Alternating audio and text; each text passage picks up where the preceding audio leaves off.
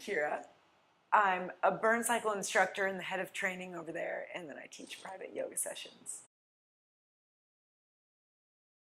Came to Portland and was searching for yoga teaching jobs in a studio and came about BurnCycle that way. And they were just opening up, and I had never spun before in my life, so it was just interesting to hear about what they were doing. And yeah, once I experienced that, I was like, oh, obviously I'm going to teach this. This is the coolest thing, I've experienced in a while.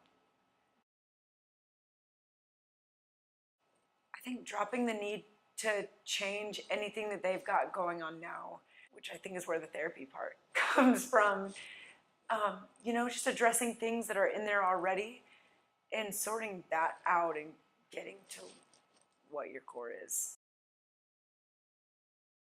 I tend to really like really earthy, kind of tribal, beat-driven things. So a lot of my music is like world-influenced trap. I love being outdoors and doing anything. I surf when I can. I ride motorcycles. Just anything I can do where I'm moving. And outdoors. I also like staying inside and reading.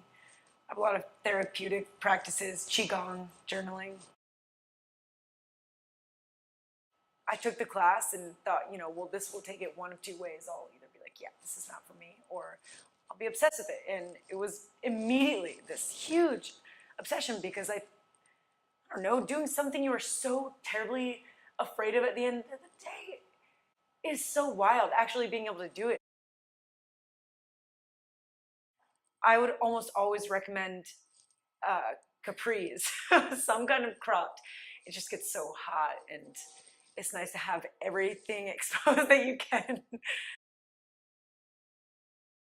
One of the most powerful things to say to people is to just pause and turn one of the senses inwards, whether it's your sight, closing your eyes, turning the headlights around, doing the full scan and being like, okay, is this physically as bad as it gets?